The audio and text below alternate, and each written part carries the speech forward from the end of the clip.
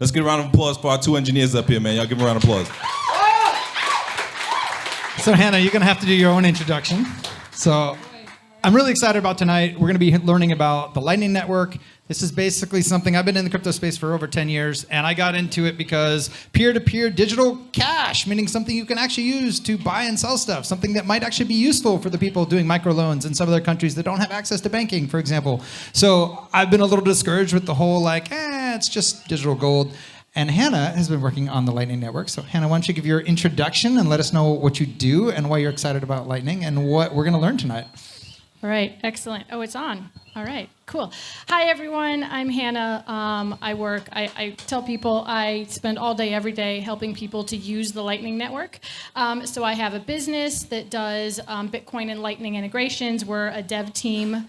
And then I also work at Lightning Labs where I do development outreach. Basically, I do a lot of educational stuff there. So I spend all day, every day in the Lightning world. So I'm delighted to make sure everyone knows about it. That'll be fabulous. So my hope tonight is we're going to start really, really basic. Like, not that many people rose their hands when they said, yeah, I know what Lightning Network is.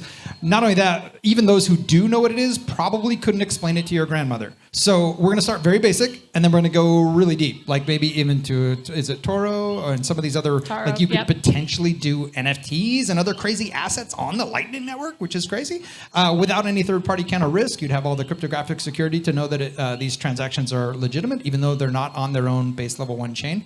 So we'll get into the deep technical stuff. So if you already know about all this stuff and you're going to zone out for a little bit, that's okay. But let's start basic. What is Lightning Network? Why should anybody here care? Well, the awesomeness about the Lightning Network, it is cheaper, faster Bitcoin, all with, actual real Bitcoin, maintaining the security of the Bitcoin network. So to explain some of that, this came around largely as a scaling solution, right? Because Bitcoin hit some big scaling problems. And it's a technical solution, right? An architecture solution to some of Bitcoin's drawbacks, which is, I would argue, it's the solution to the problem that when you broadcast a transaction on the Bitcoin network, when you do anything, make any kind of transaction on Bitcoin, everyone needs to know about everything. So if I went and bought this glass of wine with Bitcoin, which I can't do here, but if I could, I would have. I could have broadcast that to the Bitcoin network, and every single Bitcoin node in the entire world would all need to know about this transaction, right? Now, that decentralized structure is entirely necessary to maintaining that peer-to-peer infrastructure, which we all value, right? So that's great. But it's a data problem, right? I would argue that space in a public blockchain is a scarce and valuable resource, and then you have communicating all that data around the whole network. So the idea with the Lightning Network is, well, how do we keep this really awesome thing, but make it so not everyone needs to know that Hannah bought a glass of wine this evening, right? And the reason that's important is you get, about 7 transactions a second, 7 to 10 now. Segwit maybe adds a little more. And so when you compare that to the credit card industry, which we are going to have fun bashing on later, I have 10 years experience building something called Foxy Cars, an e-commerce shopping cart platform. So I'm familiar with the acquirers and the payment gateways and the merchant account providers and the banks, everyone doing credit card systems. They do, if you look at like Visa, MasterCard, Union Pay, it's like 60,000 transactions a second. They can do a whole lot. And Bitcoin's sitting there at 7. So that's not really competitive. We can't really say we're, money for the unbanked and we're the future of global commerce when we're doing 7 a second. So Lightning is a mechanism for be able to do a high throughput, high transactions per second, which is required if you're going to replace decentralized, somewhat say corrupt systems. Yes, it's a lot more than 7 transactions per second is required. So the rough idea of how Lightning works is that you would take a Bitcoin transaction, absolutely real Bitcoin transaction, but I might give it to you, but instead of you broadcasting it onto the Bitcoin network, maybe you just it's not exactly technically correct, but you can say, we're just going to pass these transactions around this network with each other. So it's kind of like writing a check and signing it and handing it to, Luke, who I might set up a channel with, right? But instead of him taking it to the bank or broadcasting it at the chain, he'll pass it along to other people, right? So we just sort of pass this around on the network, which means that you can do quite a lot of transactions with only very few transactions actually having to go on the chain. So it's really fast. You don't have to wait for the 10-minute block time settlement, and there's dramatically reduced transaction fees. There are some fees, but much, much smaller.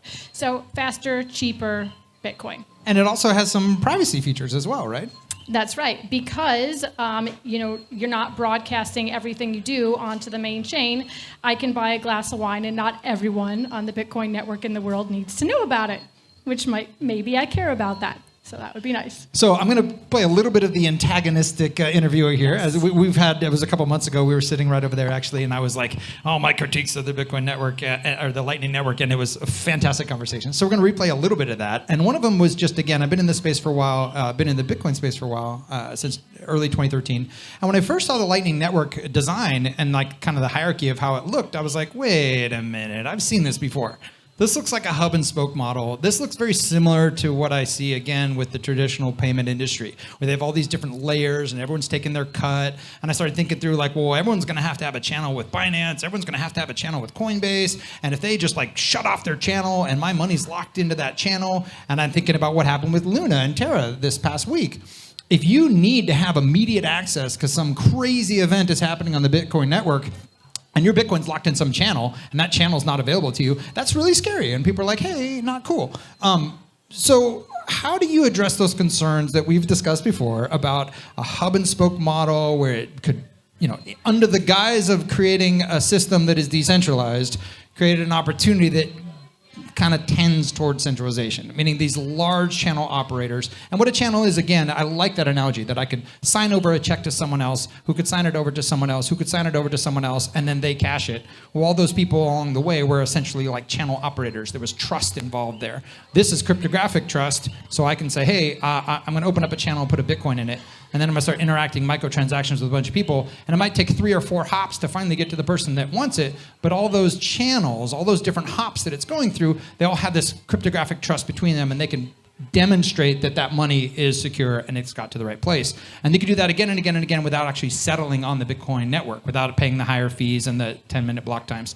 So is this model something that you're concerned about? And there's also been some problems related to that with routing. How can we really know that it's going to get to the right place and not get stuck? And we're just like, hey, what happened? Or somebody just says, hey, that channel disappeared, sorry.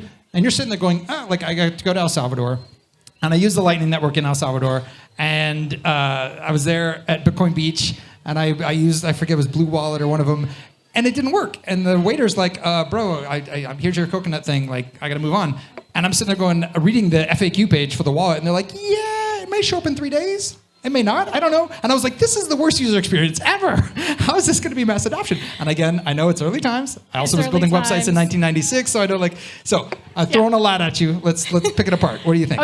Okay, so let's start right at the beginning where you're looking at the model of it and being like, hey, I might have seen this before, and what are all these intermediaries, and I'm not sure I like that. So I remember us having that conversation there, and I was like, okay, well, I'm think about that. What's a good analogy for that? And I was talking to some friends about it, and they're like, the way I think about it is on Bitcoin main chain, you have mining nodes that sort of serve to facilitate transactions. He says, channels or nodes that you route through on the Lightning Network are very much the same. They're people that are on the network providing a service that facilitate those transactions, right? So there is some centralization risk that we worry about with mining, in these open blockchains, and there is some centralization risk that we worry about with large hubs on the Lightning Network. And I think in both cases, those are valid concerns. As speaking to Lightning specifically, the concern is that some node would get so big that they essentially, you still can't break cryptography, right? You can't steal someone's money, you can't create a transaction out of thin air, but that you might get so powerful that you have censorship ability. Right? That would be the real risk and the real concern. But the Lightning Network is structured is such that I don't think it would be too, I think as long as you have the option, maybe I want to go through the major hub because that might be faster and cheaper, but it's only going to take a second or two longer to go here, and I'm going to pay slightly more fees. So as long as you have that competition, As long as you have that option, then that centralization risk doesn't really scare me that much. So I have a question about that as well. Let's say that big hub goes down, and I've actually technically got my Bitcoin locked into that channel, and I'm like screwed now. I'm like, where I can't transact on the Lightning Network. If I understand correctly, I can still, as an individual, go and sign a transaction on the root Bitcoin network and say, I'd like to get my money back, please. Even though that channel's dead and not available and offline, the entire Bitcoin network will recognize my claim to the value that's there, and I can get my money back, right? That's correct. So every time you open a channel, you're setting sort of a policy. Like, and I'm saying, okay, we're going to, set up this channel, and the rule is if you disappear, I can take this check that you've already signed and I can bring it to the bank, right? But the risk is that there's going to be some sort of time delay built into there, and it depends on what scenario it is when you close it out. But in the event that you're the major hub and I'm trying to route transactions through you and you just disappear, I can do a force close, is what's called, of my channel, and there might be a delay. Right, so it might be that I'm going to have to wait till tomorrow or Wednesday, depending on whatever policy we had set up to get my money back. And those special nodes, they're called Watchtower nodes, is that right? Well, there are Watchtower nodes, but in this case, you would just be a routing node. And what a Watchtower node does is keep an eye on, so one of the complexities of the Lightning Network is that you do have to make sure no one takes an old check that's been signed and tries to bring it to the bank. And so you sometimes set up another node called a Watchtower just to keep an eye on you and make sure you're not trying to cheat me. I think in future versions of the Lightning Network, maybe in a few years, we'll have solutions to that where that's not really necessary. So let's talk about one of those potentially. So smarter people than me that I happen to be friends with, I said, I'm going to interview Hannah. Do you have any cool questions for her? And they mentioned something called L2, I think it's believed, which I wasn't familiar with. And so I did a little bit of research, and I was like, I got to do enough about this so I at least know how to ask the question. But my understanding is this is a further step towards decentralization. So the idea, as I understand it, I'm going to give my layman terms and then please correct me, is that if you're sitting there in a situation and you're like, okay, I'm worried that somebody is not playing fair. I've got a Bitcoin, you've got nothing. Then I send you a half a Bitcoin, so it's half and half. Then I send you a quarter Bitcoin, so now it's 3/4 and a half. And then later I try to pretend that I still have half a Bitcoin, and I try to promote that old thing, that old transaction, like you're saying, and I try to close it out. Anybody, but particularly the Watchtowers, but anybody can come in there, or the people that have that channel open together, they can call foul. They can be like, you just lied. And they can do that and close the channel and take all the money for themselves. Right. But they have to be online, right? There's a time delay, like you mentioned. If they're on vacation, there's no internet or whatever. That's a really big... AWS went down, Backbone goes down, who knows what, right? Right. We didn't have power here in Puerto Rico for a couple days, with all kinds of different things. If you had a node in your home, that would be an issue. Major issue, right? Yeah. And so these Watchtowers, as I understand them, are organizations that you can say, hey, I'm going to give you the right to, call that bluff on my behalf. Yes. And that way you can close out the channel, get my money back, and make me whole, maybe take a little fee, whatever. And so this L2 thing, if I understand it, it's a mechanism where anyone can kind of do that Watchtower service without the same kind of... It seemed a little scary, though. It seemed like it didn't have the same slashing game theory dynamics. So please explain. And also, his main question was, when?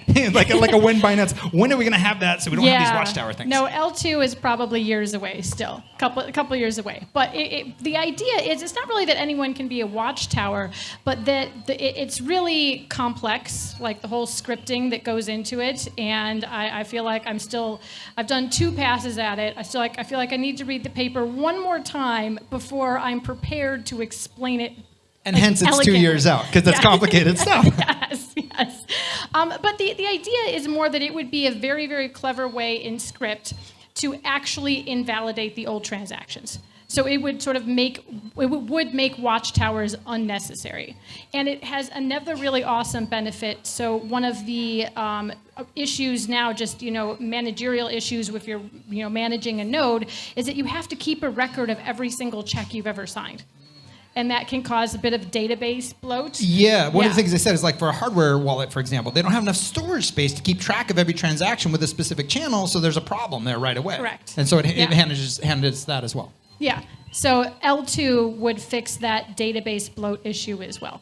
So it would be a really nice upgrade, but I think it's still a couple of years away. Yeah. So that I told you we're going to get a little technical, hopefully not too technical. That brings us to Toro, which you did a fantastic video I happened to catch on Facebook, and I watched it again today just so I could refresh myself because Excellent. It's got all kinds of technical details, and you did an amazing job of explaining that in like I think 8 minutes or 10 minutes, whatever it was. Do you need another glass of wine? Yes. I got you. Nicely done, What about Pedro. you, sir? Would you like another? I'm good. You're I'm good? Thank you so much. Back though. to your regularly scheduled program. It's this idea, everyone gets excited about DeFi, right? NFTs, DeFi, all these amazing things. And it's like, Bitcoin's that old thing that doesn't do that. It's this dinosaur. It can't do cool shit. Well, with Toro, as I understood from your video, and this really, I mean, you got into the Merkel proofs and all the different tree hashes and binary hashes and all that. We won't Yep. get into all that tonight because... Can you imagine me trying to explain that to my graphic designer? Oh, That gosh. was, yeah, that was a process. Or your grandma, right? Who's going to start, putting their home, for example, or their car, or some really important asset into a non-fungible token, an NFT, and start doing a fractionalized version of, there's some amazing things that are going to happen. Yeah. If people don't understand that they can trust these technologies because they're too freaking advanced, it's going to be a problem. However, a lot of you probably drove here in a car that you don't completely understand, and you trusted your life behind it. Right. A lot of you probably use technologies in your computer and the internet and banking that you don't understand. So understanding it is not required, but geeks like us want to understand it. Someone has to understand it. Exactly. Yes, So- and then it has to be really reliable, right? So explain Yeah. why in this kind of, and tell us where the status of Toro is. And in this kind of lightning feature, where you might be able to do something like NFTs or other cool DeFi things, assets other than Bitcoin on the Lightning Network. How far away is that? What will that look like? And when can, DeFi degens YOLO in? Of that. YOLO every day, YOLO every day, YOLO every day. YOLO every day. So it's gone really fast, right? This is a protocol that was developed by Lightning Labs, and it was announced on the Tuesday right before the Bitcoin 2022 conference in Miami. So what was that, like 6 weeks ago? I can't even remember. Yeah, but there's a code base for it, and it's not working just yet. There hasn't been any test transactions yet, but it's rolling along really quickly. Is it on the testnet? No, it's not on anything just yet, but I expect it to do. I'm keeping an eye on it because as soon as it is, I'll be making another video about it, I imagine. So then I'll do actual screen capture and show you transactions and cool stuff. But the idea behind it is that it's all, Taro is, Taproot asset representation overlay. And it's all powered by Taproot, if you're familiar with that. It's a different way to do scripting in Bitcoin. But And real quick, we said scripting a couple different times. Scripting is the programming language that exists in the Bitcoin core protocol. So lots of times people think about Bitcoin as this big dumb animal and it can only do, Bitcoin transactions and that's it. Not exactly true. Now, is it a full Turing complete, can do Ethereum smart contracts and all this stuff? No, on purpose. They were like, that's a bad idea, don't do that. This is, the new financial system for the entire world. Keep it simple, stupid, right? But it does have a scripting language, so you can do cool things like multi-sig and other stuff like that are critically important. Right. And again, if you're not familiar with Merkel Trees, it's just like a bunch of hashes, cryptography, lots of data, cool structure. But it's a cool way to embed all these different scripting options into a Bitcoin transaction. So long story short, you can embed all kinds of interesting logic into a Bitcoin transaction that looks just like any other Bitcoin transaction. So it doesn't cause a bunch of blockchain bloat. It's a much more elegant way to do it. So you can embed assets via these various Merkel trees into a Bitcoin Taproot transaction that way. And then with fungible assets especially, you can then also exchange it on the Lightning Network, which is really awesome and really interesting. It has a lot of people excited about the idea of doing a stablecoin on the Lightning Network. Yes, that's what I originally, and you even mentioned in your video, kind of like, you could do USD, whatever. And I was like, whoa, stablecoin. I think this is critically important for commerce. I just want to. You gotta wait for questions, sir. What do you... Well, I gotta help with It's the your flow. event, Pedro. Go ahead. It's not my event, my brother. It's our event. We're here together. But ultimately, I'd like a couple things I wanted to ask you. One is, how many devs would you say are on the Bitcoin Lightning Network at a given time, roughly? How many developers are actively building on it? Yes. Lightning Labs has a decent crew of developers. I don't know how many. I'd say it's close to like 10. Then there's Core Lightning, which has got maybe I'm gonna get it wrong, 4 or 5, 6 maybe.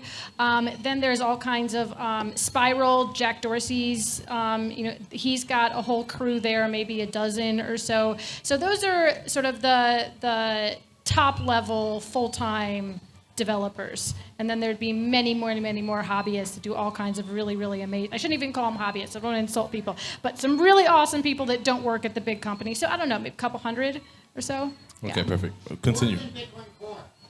More than Bitcoin Core was the That's comp that was made. That's probably true. So that actually leads into a question I was going to ask, and thank you for reminding me. So we have these devs who are working on Bitcoin Lightning Network. Why should we trust them? How can we trust them? Like, this is the concern, that super complicated stuff. There's billions of dollars behind Terra Luna. I was having some great conversations earlier today. Yeah. Some of us didn't really trust that. I remember BitUSD and BitShares and that stablecoin fiasco. We say that, and we got the most trustworthy looking dev on the whole Bitcoin Lightning team. But I'm just saying, that it's not enough to say, I mean, if you're smart people are handling it. I mean, freaking Novograt's got a freaking tattoo of the little wolf. I would trust her 5 times over Novi any day. Common sense, bro. A lot she of doesn't people have a Luna tattoo on her right now. I bet you she doesn't. A lot of people trusted old Bernie Madoff as well. So my point is, there's a lot of systems out there that are complex, somewhat opaque. You're not going to spend, full time researching this like you do. How do we trust it? How do we trust these devs? How do we know they didn't capture the Bitcoin network, as the Bitcoin Cash crew would like to say? That it was fundamentally designed to, not be Bitcoin Cash, and they moved it away so you can have these service providers. They're going to carve a hefty fee in the next, 50 years off of this new design. And sorry, we're back to the same system we started with.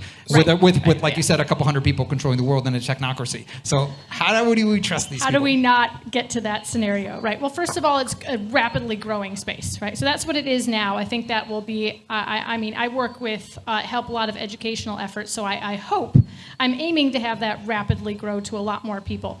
But so first of all, everything's open source, right? So you can go and you can audit it anytime you like. Of course, most of us aren't going to do that, right? Because you're not going to learn a new programming language just to send someone some money.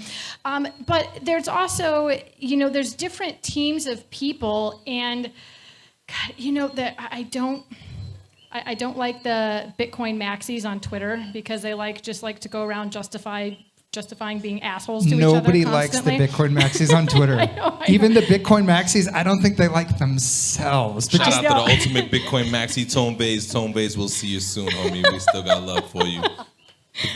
Tone. Anyhow, there is one point that is kind of valid. There is the one benefit of there being animosity between different crews that's just silly. Is it if let's say L&D had fucked something up somehow, there'd be people that would find it and call them out. Shout out to competition. Heck yeah. Exactly. I like it. Exactly. So just having watched that for so many years, it's like any little thing. I mean, sometimes just making those videos are terrifying. It's like, if I say something wrong, you're gonna hear that dude on Twitter is gonna know. I'm gonna hear about it. They're coming for you. They're coming for you full blast. They're not stopping. So I don't want to interrupt the flow, but I do want to ask, is there any comments that we could potentially have for our, audience about what happened last week with Luna? Can we get an understanding? Yeah. So I live very much in a Bitcoin Lightning world. I can comment that a little bit. Yes, but there are a bunch of really great threads, Twitter threads. If you go and I was doing this the morning it happened, I'm just check the top tweets that are getting the most reactions about the Terra Luna stuff. And, if I was to summarize it, essentially, it was an experiment. An algorithmic stablecoin, a way that you can say, hey, it's not backed by anything, any US dollar, but you can kind of convert your Terra Luna to this stablecoin and then back again through these different complicated mechanisms. But there were a number of people, myself included, who didn't touch it. We're just there's a way that this could go to zero. Because you get in what's called a death spiral, where you're getting this dollars worth of token minted by the chain itself through a conversion process. And then you could just take the output of that and do it again. Go if it's less than $1 out on the network, if it's 80 cents, 90 cents, you could just keep doing that. And the idea was that was supposed to support the peg. And so you could just keep doing that again and again, and more tokens get minted for that. The reason why I personally was like, is I remember BitUSD on BitShares. We've already played this game. Dan Larimer was like, this is going to fail. It's going to go to zero. And he explained that, over a year ago. He's like, this is a bad idea. And I remember I forget how much leverage. And when I say leverage, I mean the opposite direction. Meaning I think I had like 20x of, let's say I borrowed 1,000 BitUSD on the BitShares network. I would have like $10,000 to $20,000 in actual assets backing the ability to mint those stablecoins. And it was fun for a while. I was shorting the US dollar. I was shorting the purchasing power of the US dollar. As the crypto market goes up, what I'm doing is I'm minting these stable coins, putting my crypto assets in this smart contract, and I'm buying more crypto assets. And then those go up, I sell them, pay back my BitUSD loan, keep the rest. And I'm like, sweet, thank you, US dollar inflation. The challenge with that is that there was a moment where everything got margin called, the entire system. It was called the global settlement event on BitShares. And I go to my my BitShares OGs, I'm like, what just happened? And they found this little line of code that was like, oh, there's this black swan event. If certain things happen, everyone gets liquidated. However, nobody lost any money because that liquidation event is 1.5, meaning if I've got $1,500 in the system to borrow $1,000, I get called. And so that situation means you sold when you didn't want to, but you basically sold your crypto to pay off your loan. If they had learned from that and built some type of fail-safe system into this, then that probably wouldn't have been so bad. I was also part of Steem and Hive since 2016. I saw the stable coin there, the Steem dollar, and now the Hive dollar. I saw that go all kinds of do crazy stuff. So algorithmic stable coins are still an experiment. And I've seen Brock, he's been on the news quite a bit the last week or two talking about this, and he surprisingly has been like, I still think this is the future. I still think there's something here about an algorithmic stable coin that has value, but it's super risky. And I think it's unfortunate for the reputation of the people who've been hyping this for quite some time. There were a lot of people that were very confident, and they should not have been. Even though there were billions of dollars behind this and big people saying it's a dollar. You can count on that, and there's billions of dollars supporting it. When you actually understand the tech, it wasn't stable, and it had some fundamental systemic risks to it, and we obviously saw that was happen. Where we go from here is going to be interesting. I actually saw an interesting tweet earlier today that 99.6% of the people that actually participated, and when I say people, I mean like wallet addresses, could actually be made whole if they still had the actual Bitcoin that was supposedly supporting it.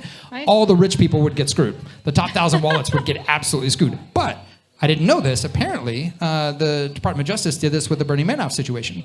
The rich people got 70% on the dollar. Almost everyone else got 100% on the dollar. And that's the way they did the settlement bankruptcy situation. So there are ways that we could maybe recover from this, but it was massive. Some people are arguing the largest event to happen in the crypto space to date.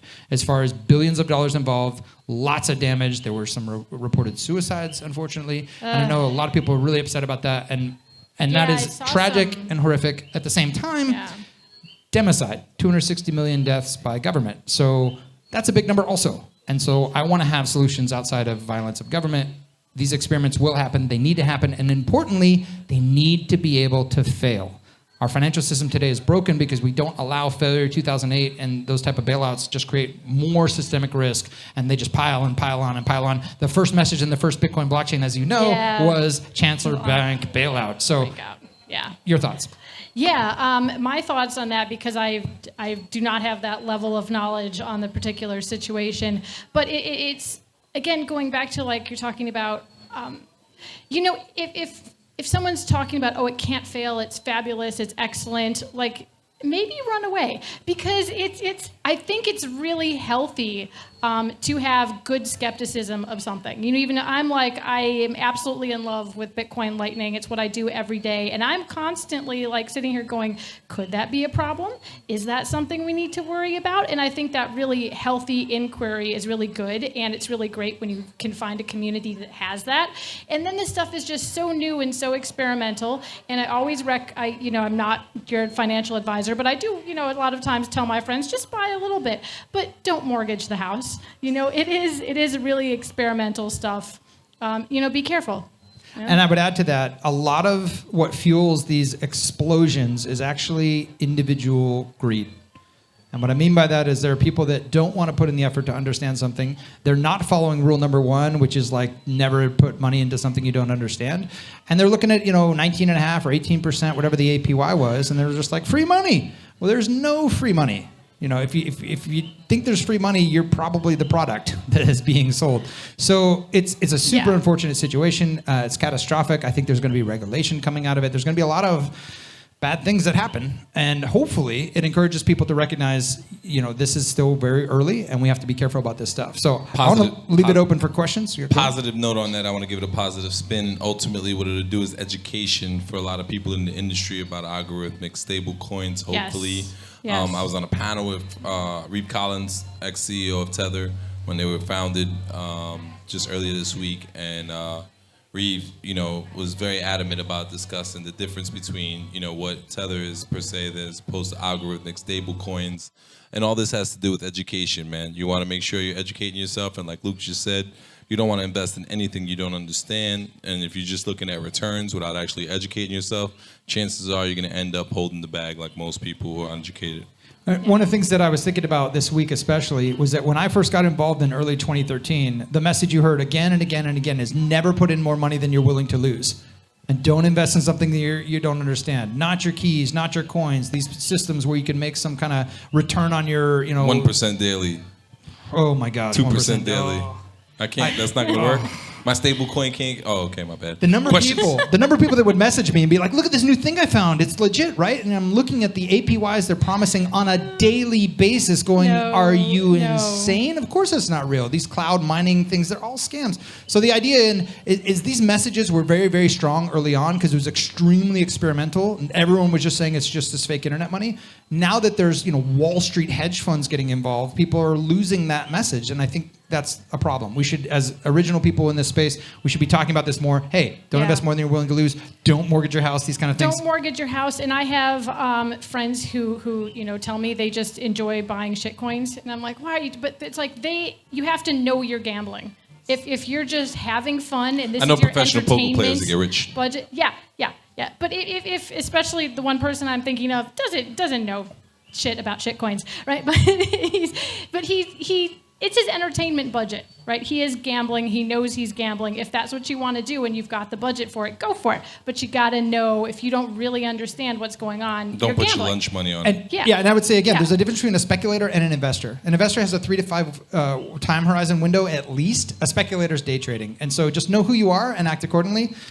Questions? Who's got any questions? We have any questions? I just want to thank Hannah again. This has been phenomenal. It's so amazing. Wait. We're not gonna thank you. I'm just saying, these type of experts. All right, well, let's get her another round of applause. Round of applause. That was awesome. To have these experts in our community is fantastic. I super enjoyed that. But yeah, let's go to questions. Hannah's one of the people that I'm talking about that's in our Telegram community. You can say, hey, Hannah, what do you think about this? Bitcoin Lightning, can you please explain this to me? I'm not sure about it. And she's going to respond. She's one of the many people that we have that's awesome in our community. I'm almost coming up on my 10-year anniversary in Bitcoin, and I am still I'm not at all sick of talking about Bitcoin and Lightning. Ask me a question and you might regret it because I'll tell you way too much. She's going to explain it to you. I'm going to explain, yeah. If Exactly. you guys want to line up behind Pedro, you got questions? We got questions. I got questions. people that will answer. When is Taro production? When can I use it?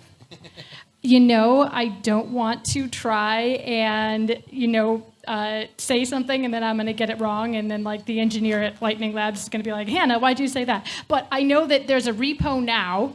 And so it's active in active code base. I would hope that soon we'll have maybe some reg test or testnet activity. So I think pretty quickly. It's moving along a lot faster than I thought. So I'm really excited about it. Questions? Any other questions? More questions? Hannah, where can we find you at? Give us the social media handles. How can we find you? I am on all the social medias. Twitter is where I am active and talk about Lightning all the time. I think I'm H. Michelle Rose on Twitter. Yeah. Perfect. Mr. Stokes, go ahead and tell them how we can find you as well. I'm at Luke Stokes on pretty much all the things, including Twitter. That's probably a good way to connect with me. And also, I got to give a shout out to FIO Protocol, because the other question my smart friend asked me is, I'm glad I remember this, the problem with doing a Lightning request and the Lightning payment URLs and these ideas, and if they miss it, if they're not online, then they expire, and that's frustrating. Little selfish plug here. FIO Protocol has FIO requests, which we recently modified to have the proper length to be able to put Lightning addresses and Lightning URLs in there. But what is your thoughts there about the usability of Lightning today? And I know you did a video a while back. Is Lightning ready for everyday people? Are there any Lightning wallets that use VO protocol to use VO requests? That would be cool. Those kind of things. Maybe. There's a lot of people that talk about that stuff. There is a protocol called LNURL, which lets you just have a static QR code, and it's kind of like an in-between service. There is some talk about, in the Bolt 12 spec having, payment requests. That is still, it hasn't really been implemented yet. But there's usability is really, really important to adoption, and there's a lot of people working on that and working on exactly that type of thing. But I want to give a shout out to Pedro. Yeah, Pedro. Shout out to Pedro.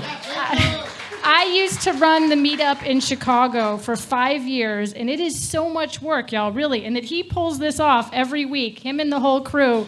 Nice work, I man. want to tell you guys, look, man, I shout out to you guys, man. You guys packed the house for a female speaker. We love it. We'll have you back whenever you want, whenever you have questions. Okay. Bitcoin Lightning, we'll have Hannah. We'll have you come on out there. Let's get a round of applause for our host and our guest, please.